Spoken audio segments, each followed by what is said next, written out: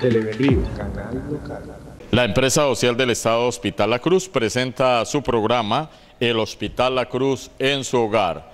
El equipo de salud pública presenta hoy dos temas interesantísimos para toda la comunidad del Magdalena Medio: enfermedades prevalentes de la infancia y mortalidad materno-infantil. Agradecimientos al doctor Amaury Machado Rentería, agente especial interventor, al doctor Robinson Baena, alcalde del municipio de Puerto Berrío, igualmente al secretario de Salud y Desarrollo Social y al equipo de salud pública de Puerto Berrío. Y como este tema es tan interesante, amigos televidentes del canal local Teleberrío, hoy en Salud Pública vamos a tener las profesionales, la médica María Cristina Raigosa y la enfermera Claudia Isabel Henao, que nos va a tratar estos temas que son tan interesantes. Padres de familia, préstele toda la atención, que es la invitación que hace la Administración Municipal y el Hospital La Cruz de Puerto Berrío. Bienvenidos. En el día de hoy la doctora María Cristina Raigosa, médica del Hospital La Cruz de Puerto Berrío, nos va a hablar de un tema muy interesante: mortalidad materno-infantil y además planificación familiar. Le damos la bienvenida a la doctora y le preguntamos por qué se ocupa la salud pública de este tema.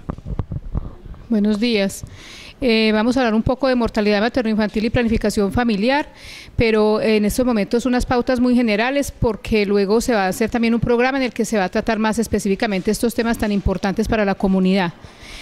¿Por qué la salud pública se ocupa de esto?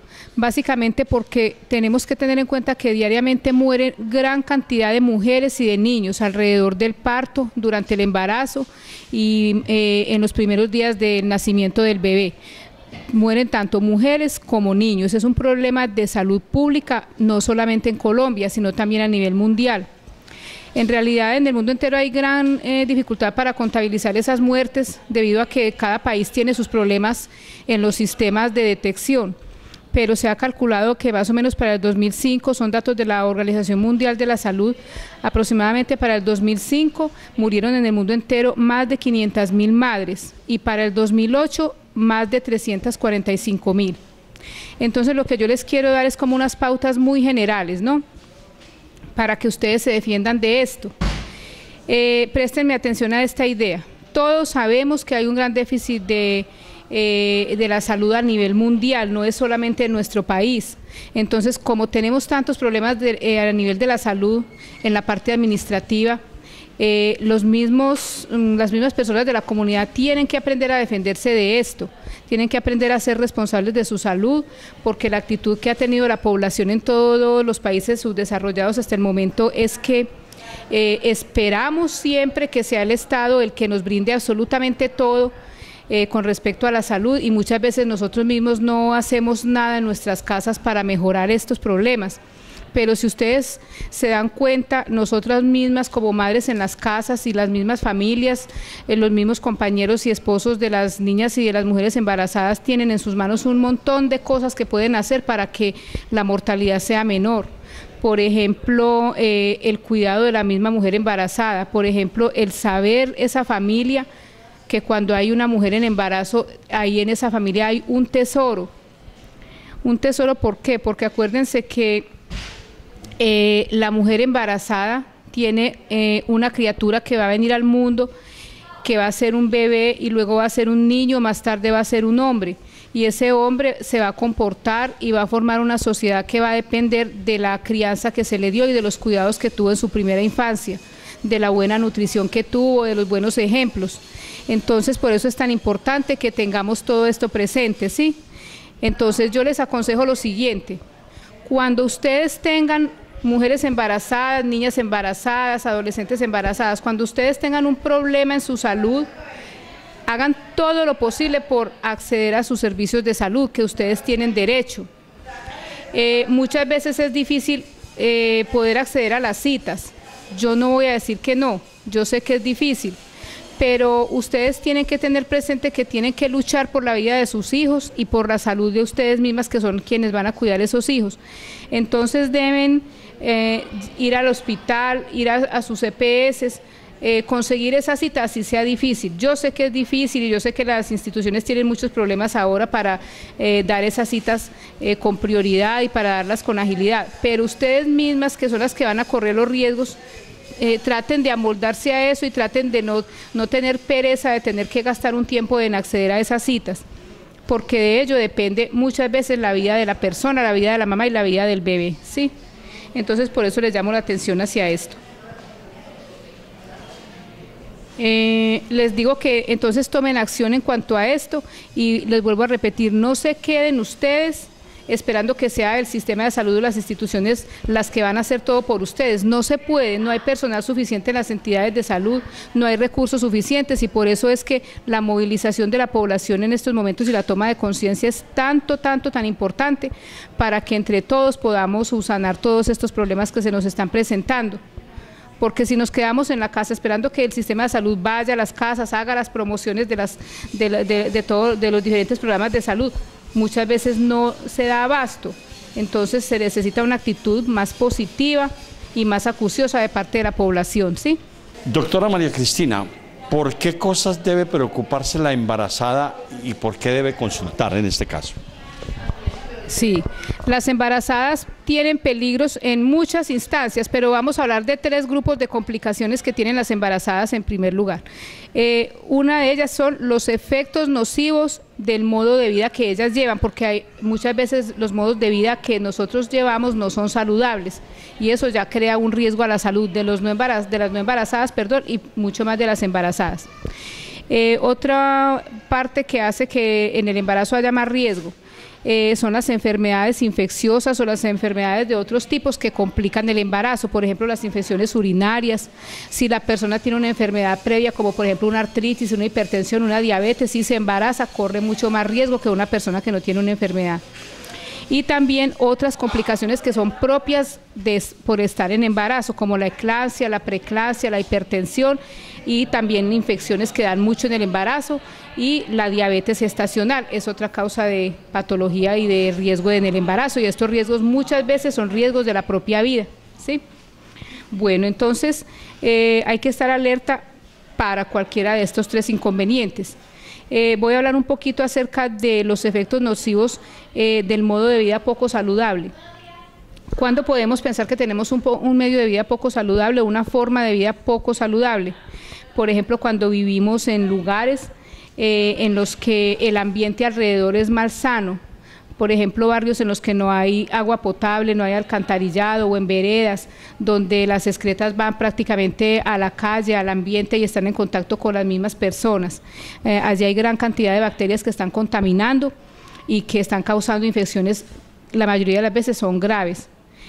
Otra cosa, la exposición a las aguas contaminadas, la exposición al cigarrillo, al licor. Muchas madres están fumando y consumiendo licor u otras drogas psicoactivas en el embarazo y eso es un altísimo riesgo para la muerte del bebé, incluso para la muerte de la mamá. Los bebés nacen de bajo peso por estas causas y el bajo peso trae un altísimo riesgo de muerte en los primeros días de vida del bebé, incluso durante el primer año ese bebé va a tener mucho mayor riesgo de muerte y de enfermar.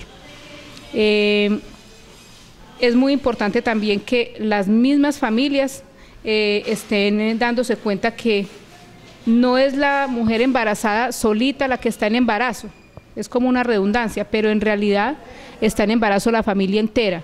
Y si la familia no se da cuenta de eso, no va a ayudar lo suficiente a esa embarazada para que salga adelante, sobre todo cuando el medio no es el mejor para la embarazada, por ejemplo, cuando hay deprivación psicoafectiva, cuando hay hambre, cuando hay estrechez económica, cuando hay depresión que muchas veces ocurre en la mujer embarazada. Entonces la mujer embarazada necesariamente requiere del apoyo de su compañero y si no lo tiene, del apoyo de toda su familia. Toda la familia debe sentirse embarazada junto con la mujer y apoyarla en todo lo que ella necesite, ¿sí? Otra cosa, los controles. Esa es otra causa de riesgo. ¿Por qué? Porque en estos momentos las mujeres embarazadas no están asistiendo a los controles o si vienen a ellos, vienen a 1 o a 2. Son controles que se hacen muy tardíamente, empiezan muchas veces al 6º mes, al 7º mes, y entonces ya se detectan muchas veces problemas que se hubieran podido solucionar, pero que ya han cogido ventaja. Otras veces la desnutrición, la madre no está tomando los micronutrientes que se formulan en los controles, y entonces ya el bebé de antemano viene desnutrido, ¿sí? Entonces todo esto es un altísimo riesgo para cuando el bebé nazca, muera en las primeras horas o en los primeros días. Otra cosa que tienen que tener en cuenta es si tienen infecciones durante el embarazo, porque las infecciones causan, sobre todo de primer trimestre, sangrados vaginales y una gran tasa de abortos, ¿sí? En cuanto les decía que eran como tres pasitos que nos hacen dar riesgo en el embarazo, entonces enfermedades que tenga la mujer en el embarazo, como por ejemplo infecciones urinarias. Cualquier infección, así sea en la piel, puede causar un aborto. Y otras cosas son las patologías propias del embarazo o las complicaciones propias del embarazo. Entonces allí están, como les había dicho al principio, la eclampsia o la preeclampsia, en la cual hay como si fuera un rechazo del cuerpo de la madre por el fetico, y hace una reacción severa ese cuerpo de la madre con una hipertensión severa, muchas veces con derrame cerebral. Entonces hay que estar alerta a las manifestaciones de estas enfermedades. También está la hipertensión inducida por el embarazo y la diabetes gestacional. Doctora María Cristina, usted nos ha hablado de un tema muy interesante que es la presión arterial y la diabetes, que muchas embarazadas pues no sospechan de ello. ¿Cómo se hace la embarazada para sospechar que tiene la presión arterial alta y que tiene diabetes? Sí, en cuanto a la presión arterial, muchas veces la mujer está completamente normal, pero cuando llega al embarazo puede empezar a presentar cifras tensionales elevadas. En ese caso, ¿qué puede sentir ella? Puede sentir dolor de cabeza, a veces muy intenso o a veces es leve. Puede sentir mareos, puede sentir de pronto ganas de vomitar, dolor en la boca del estómago o una fatiga en la boca del estómago. Entonces, si la mujer embarazada presenta esos síntomas, es mejor que consulte inmediatamente o que por lo menos trate de ir donde una enfermera que sepa tomar la presión arterial y hacerse tomar la presión, porque es muy importante saber si cuando tiene esos síntomas la presión está normal o está alta. De estar alta, necesariamente debe ir por urgencias y consultar, porque hay que tomar medidas inmediatamente. En cuanto a la diabetes gestacional, también muchas mujeres están normales antes de su embarazo, y en el embarazo empieza el azúcar a subirse en la circulación, en la sangre, y esto le va a dar unos síntomas. Entonces, el principal síntoma o el que puede sentir inicialmente es la visión borrosa, porque eso empieza a afectar, puede ser el cristalino en el ojo, y puede entonces la mujer empezar a tener visión borrosa. Otra cosa que puede tener es sensación de cansancio. ¿Por qué motivo ese cansancio? Porque como el azúcar tiene que alimentar las células en el cuerpo, en la diabetes, entonces ese azúcar no va a entrar a las células, y es como si las células de la persona tuvieran hambre. Entonces la persona se siente agitada, se siente cansada, como con una debilidad, le dicen a uno muchas veces los pacientes. También la diabetes gestacional puede causar que haya infecciones frecuentes en la orina, en la piel, e infecciones vaginales, como por ejemplo candidiasis, que es un hongo vaginal. Eso lo causa también mucho la diabetes. Otra cosa que la mujer puede sentir es que está orinando más de lo normal, que tiene, aunque no haya tomado demasiado líquido, orina más de lo que está enseñada a orinar, y un aumento de la sed y del hambre. Bueno, doctora María Cristina, usted nos ha hablado pues de la embarazada, en este caso los cuidados que debe tener, y esto de la presión alta y la diabetes es algo que ella le tiene que prestar mucha atención. Vamos a dedicarnos un momento al bebé, al niño. ¿Cuáles son qué nos puede hablar de los bebés? Sí, también la mortalidad infantil es alarmante en el mundo entero y en nuestro país, por supuesto. Esa mortalidad infantil es sobre todo mucho mayor en los países en vías de desarrollo, como el nuestro. Más o menos para el 2005, la Organización Mundial de la Salud nos informó que nacieron en ese año más o menos unos 3.3 millones de niños muertos. O sea, a la hora del parto nacieron muertos, y murieron en los primeros 28 días 4 millones, esto es en el mundo entero. Miren que son unas cifras alarmantes y lamentables, ¿no? Entonces yo les llamo la atención para que tengan como conciencia de lo importantes que son los niños, de lo importantes que son nuestros bebés, son un tesoro que tenemos que cuidar porque van a ser los hombres del mañana, los que van a tener dirigiendo nuestra sociedad, los que van a estar dirigiendo nuestra sociedad. Entonces tenemos que hacer que nuestra sociedad mañana esté dirigida por hombres inteligentes, sanos mentalmente, que no sean violentos, que estén bien nutridos, y eso le compete básicamente a las madres y también en nuestro medio a las abuelas, porque miren que muchas personas tienen que irse a trabajar después de tener sus niños y son las abuelas las que van a quedar cuidando a estas criaturas. Entonces el llamado de atención ahora es sobre todo para las abuelas y las madres, para que ellas recuerden que tienen un tesoro en sus manos. Ese tesoro es el tesoro de la sociedad del mañana, y acordarles que los malos hábitos higiénicos matan a nuestros niños.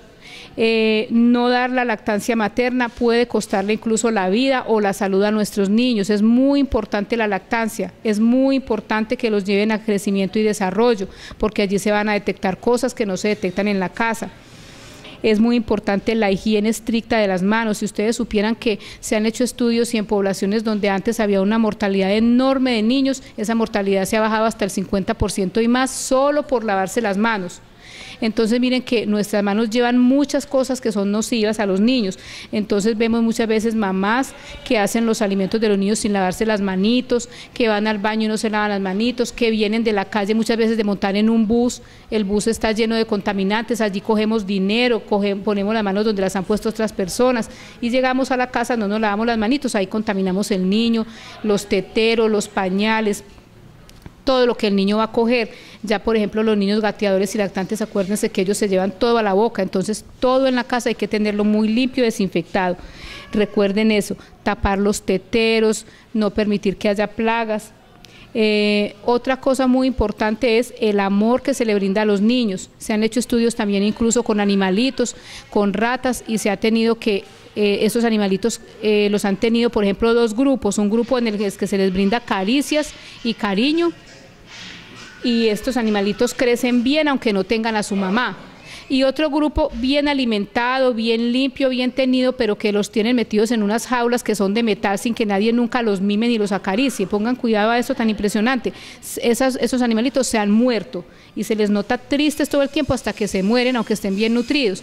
Entonces hasta en los animales se nota que la falta de amor puede llevar incluso a la muerte. Entonces este es el llamado de atención básicamente, ¿sí?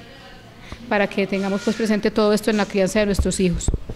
Usted ha aumentado en varias oportunidades, doctora María Cristina, el amor. Sí, cuando se quiere engendrar un hijo debe existir el amor, pero muchas veces se descuidan las madres y quedan embarazadas sin amor. ¿Qué nos puede hablar usted de la importancia de la planificación familiar? Sí, miren, ahora sobre todo que están quedando embarazadas tantas niñas y adolescentes, es muy importante que se pongan a pensar en esto. Niñas, si ustedes tienen un bebé antes de tiempo, ustedes van a tener que quedarse en su casita cuidando el bebé, o se van a tener que ir a trabajar para poder alimentar ese hijo, y ya no van a poder estudiar, ya no van a poder tener un futuro mejor para brindarle a ese bebé. Entonces tienen que ser muy cuidadosas en cuanto a la planificación familiar. Acuérdense que tenemos muchos métodos.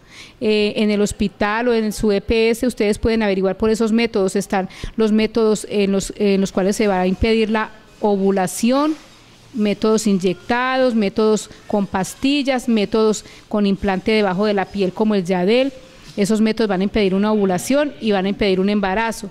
Está el dispositivo intrauterino, está la vasectomía, está la ligadura de las trompas que llamamos también Pomeroy. Entonces ustedes pueden tratar de acceder a esos métodos. Yo les aconsejo que se documenten muy bien cuando vayan a utilizar cualquiera de estos métodos para que estén seguras si es el que más les conviene a ustedes. Pero lo que sí estoy segura que les conviene siempre va a ser la planificación. El uso de preservativo también yo lo aconsejo, porque recuerde que también va a dar cierta protección para las enfermedades de transmisión sexual. Pero es muy importante, si ustedes empiezan a tener sus relaciones sexuales, que se protejan de un embarazo que sea muy temprano. Generalmente todos queremos tener hijos, pero si esos hijos vienen en un momento que no es el oportuno, va a sufrir el hijo y va a sufrir la madre.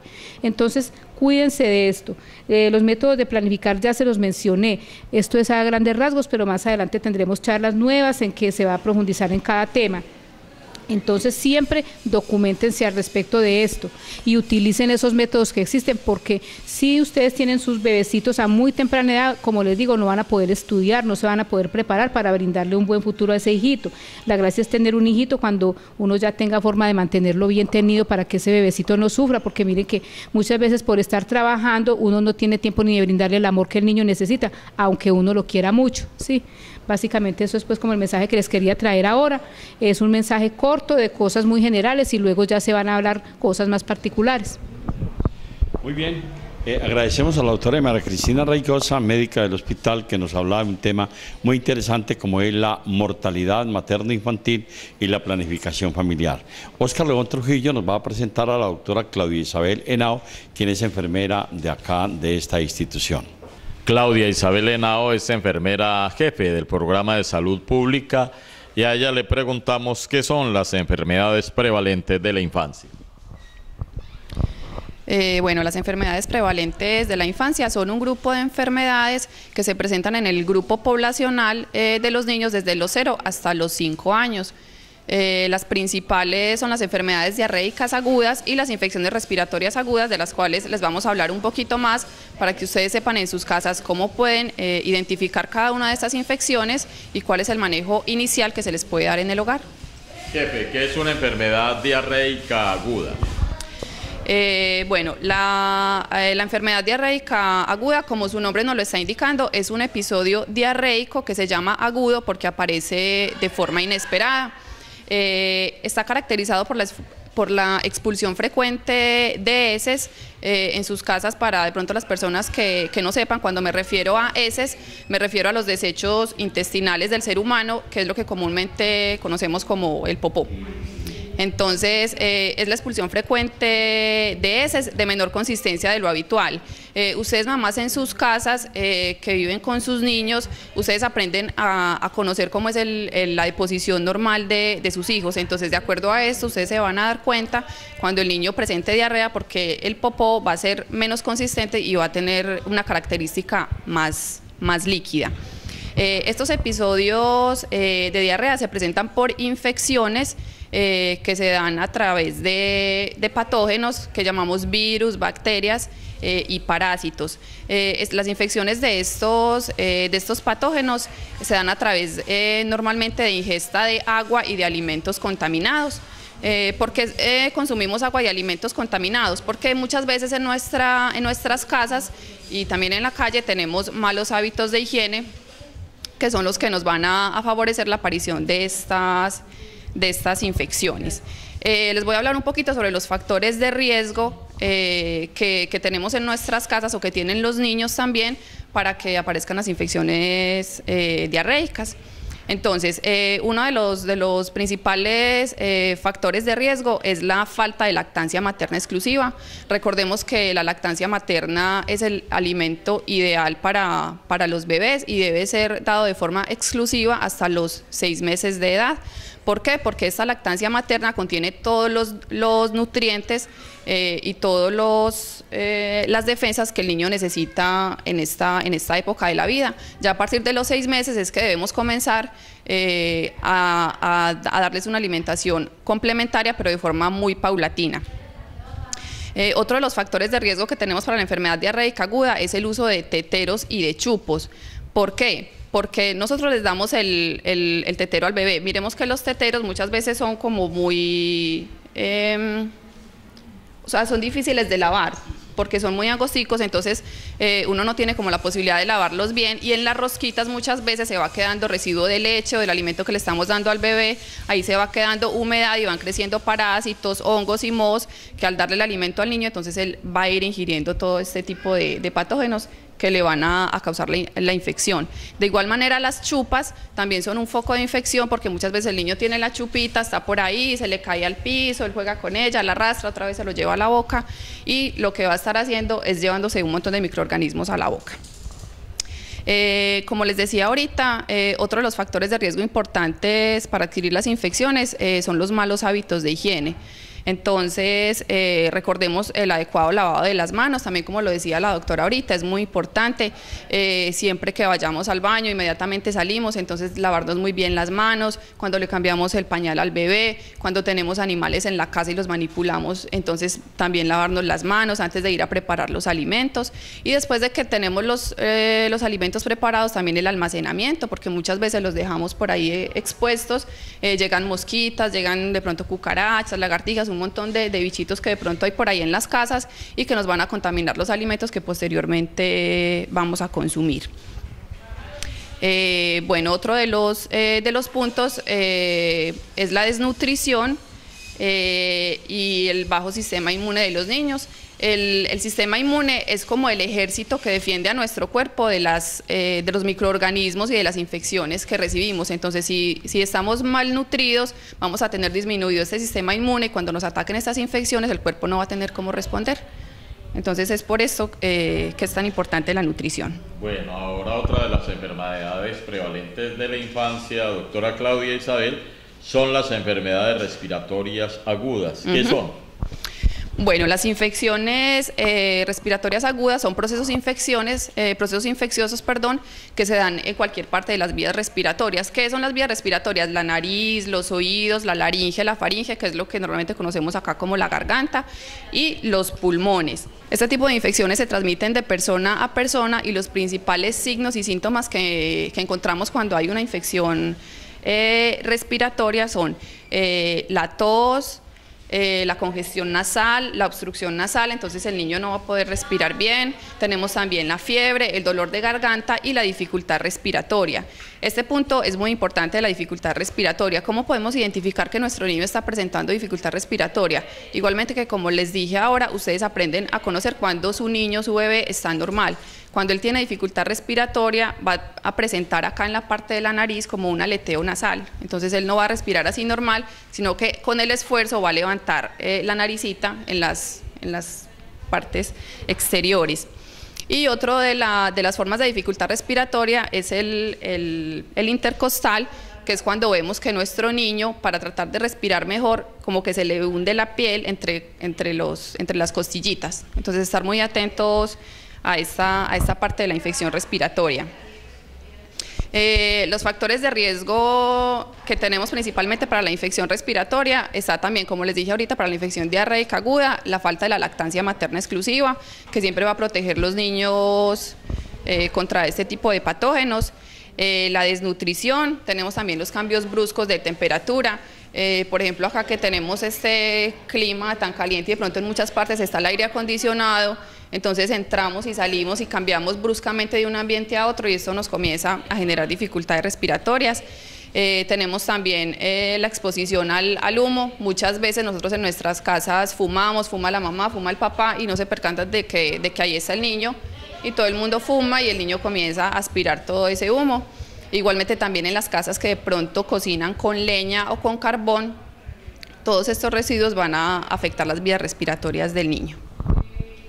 Bueno, una última pregunta, doctora Claudia Isabel, y ustedes pues van a ser pilar muy fundamental para subir los esquemas de vacunación aquí en la ciudad. ¿Cuál es la importancia de las vacunas?